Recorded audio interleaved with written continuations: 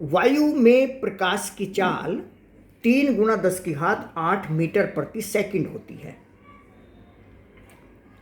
कांच में प्रकाश की चाल 3 × 10⁸ बटे 1.5। कांच का अपवर्तनांक वायु के सापेक्ष 1.5 होता है। तो ये 2 × 10⁸ मीटर प्रति सेकंड हो गई, यानी सघन माध्यम में चाल कम होती है। निर्वात अथवा वायु का निरपेक्ष अपवर्तनांक, निरपेक्ष मतलब ये किसी के सापेक्ष नहीं है। निर्वात अथवा वायु के अपवर्तनांक को एक मानकर ही बाकी सभी पारदर्शी माध्यमों के अपवर्तनांक तय किए जाते हैं।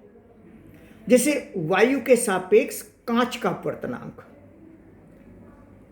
जो सापेक्ष निकालने का तरीका है, जैसे 11वीं में पढ़ा होगा, सापेक्ष निकालने के 2 तरीके होते हैं, या तो घटाकर या भाग देकर। जैसे VAB, velocity of A with respect to B, A की चाल B के सापेक्ष, तो B के सापेक्ष मतलब B की चाल को घटा देते थे। दूसरा था भाग देकर, एक तरीका होता है जैसे कि आपेक्षिक घनत्व। ये बात तो छोटी सी है, 6ठी 7वीं में आ जाती है, 8वीं तक आ जाती है, लेकिन ये कहीं भी जरूरत पड़ सकती है आपको। तो इनको बेहद अच्छी तरीके से क्लियर करके अपनी डायरी में कहीं रख लेना चाहिए, ये याद हो जानी चाहिए। दरअसल रिलेटिव डेंसिटी, अपेक्षिक घनत्व कैसे निकालते हैं? जैसे ठोस के सापेक्ष, ठोस का अपेक्षिक घनत्व द्रव के सापेक्ष, तो जिसका अपेक्षिक, जिसके सापेक्ष है उसके घनत्व से भाग दिया जाता है। अगर याद हो, पारे का घनत्व 13.6 × 10⁻³ किलोग्राम प्रति घन मीटर होता है, और पारे का अपेक्षिक घनत्व वो जल के सापेक्ष हो गया, वो 13.6 होता है, क्योंकि जल के अपवर्तनांक, जल के घनत्व को एक मानकर ही बाकी सभी पदार्थों के घनत्व तय किए जाते हैं। ये बहुत इंपॉर्टेंट बात है, इसको आज ही नए तरीके से अपने कहीं डायरी में नोट कर लीजिए, और इससे संबंधित कहीं पुरानी किताब में किसी दूसरी क्लास में जब भी पढ़ा हो, ये 1-2 सवाल निकाल कर देख लीजिए अगर याद नहीं आ रहा हो तो, क्योंकि ये बेसिक चीजें हैं।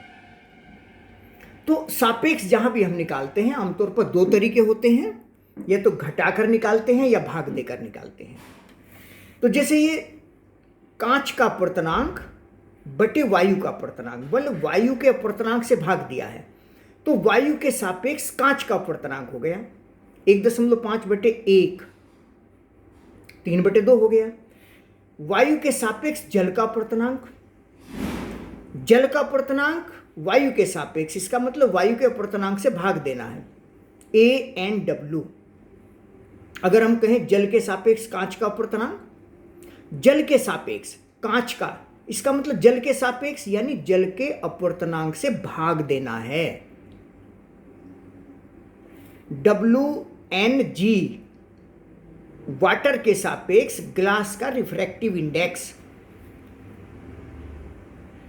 जल के सापेक्ष, तो जल के अपवर्तनांक से भाग देना है, जल का अपवर्तनांक बटे कांच, ये जल का अपवर्तनांक से भाग देना है, कांच का अपवर्तनांक निकालना है, तो कांच के अपवर्तनांक को जल के अपवर्तनांक से भाग देंगे।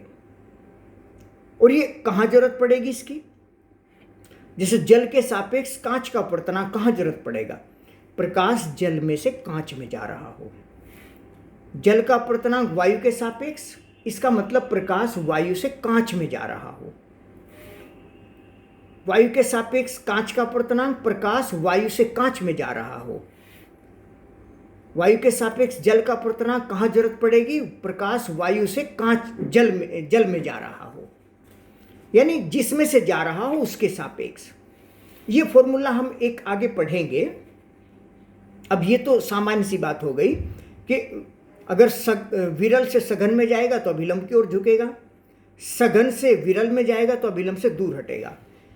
जल और कांच में भी जल के सापेक्ष कांच सघन है, क्योंकि जल का अपना अपवर्तनांक 1.33 होता है, और कांच का अपवर्तनांक मतलब कांच का निरपेक्ष अपवर्तनांक मतलब वायु के सापेक्ष कांच का अपवर्तनांक।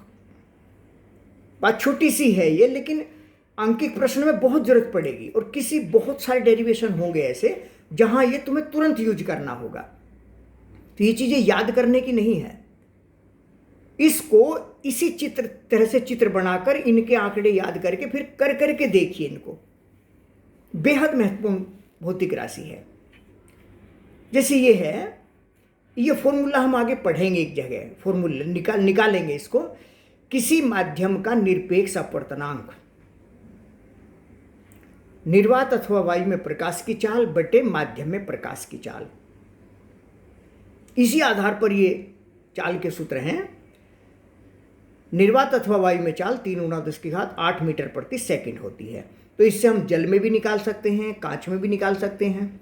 सघन माध्यम में चाल कम हुआ करती है और विरल माध्यम में चाल ज़्यादा होती है। तो इस बात को बहुत अच्छी तरीके से तैयार कर लेंगे। वायु के सापेक्ष कांच का अपवर्तनांक 1.5। कांच वायु पृष्ठ के लिए क्रांति कोण निकालना हो। क्रांति कोण जिस कोण से ज्यादा कोण पर प्रकाश डालने से प्रकाश में अपवर्तन की घटना नहीं होती, केवल परावर्तन होता है। पूर्ण आंतरिक परावर्तन जिसे कहते हैं। बस शर्त यही है कि प्रकाश सघन माध्यम से विरल में जाना चाहिए। sin c 1/n, ये हमने जनरल लिख दिया है, n1 to n1 के बजाय सीधे लिख दिया है। तो अगर हम कांच और वायु के लिए क्रांति कोण निकालना चाहें तो ये sin c 1/n, तो ये होता है लगभग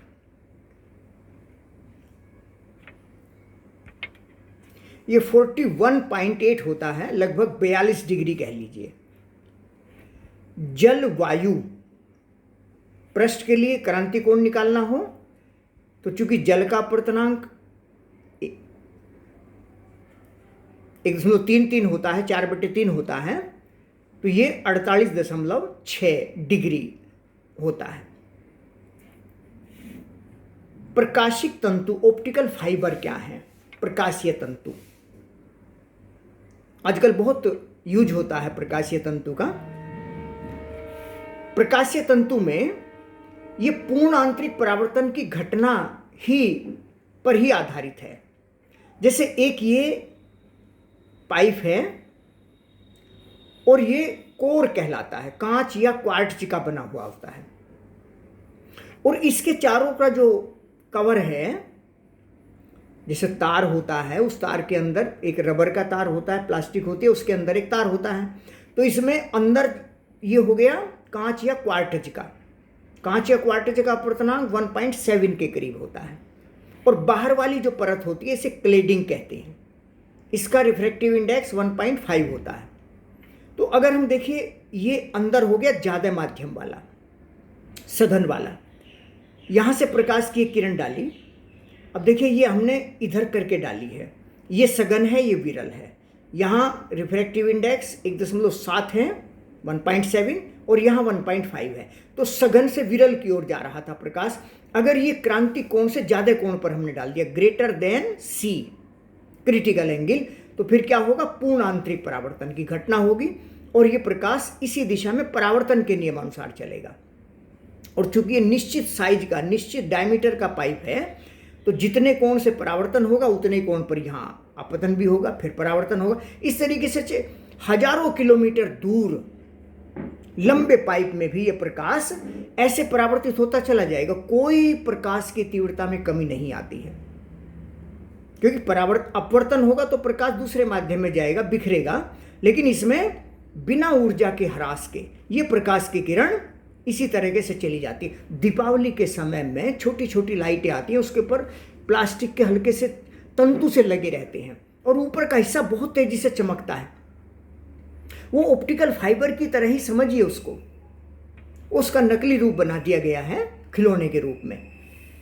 तो बहुत महत्वपूर्ण बात है ये क्रांति कोण। ऑप्टिकल फाइबर केबल लगे होते हैं सड़कों के किनारे, देखा होगा, अलग अलग जो ट्रांसमिशन कंपनी है रिलायंस वगैरह के, उसमें लिखा रहता है ना, OFC लिखा रहता है, optical fibre cable, optical fibre cable. तो जैसे एंडोस्कोपी में इसका इस्तेमाल होता है, किसी के स्टोमक में, आंतों में अगर कोई चीज़ व्यवधान है, किसी तरह का अल्सर वगैरह का टेस्ट करना है, तो ये अंदर पाइप डालकर, ये ऑप्टिकल फाइबर केबल ही डाला जाता है, मुंह से डालकर अंदर स्टोमक में, वहाँ से इसके फोटो लिए जाते हैं, परीक्षण किया जाता है। तो ये, और हीरे का चमकना ये भी इसी आधार पर होता है। जो हीरे का अपवर्तनांक है वो 2.42 होता है, और इसमें क्रांतिकोण वायु के सापेक्ष हिसाब से लगाएं तो 24.4 डिग्री होता है। तो इसमें हीरे का जो चमकना है वो इसी तरीके से, यानी पूर्ण आंतरिक परावर्तन की घटना पर आधारित है। अच्छी तरीके से ये टॉपिक तैयार करें। अब जो भी किताब आपके पास हो उसे डिटेल में, जो कोई एग्जाम्पल दिए हुए हों, अनुप्रयोग दिए हुए हों, उन्हें पढ़कर देख लें।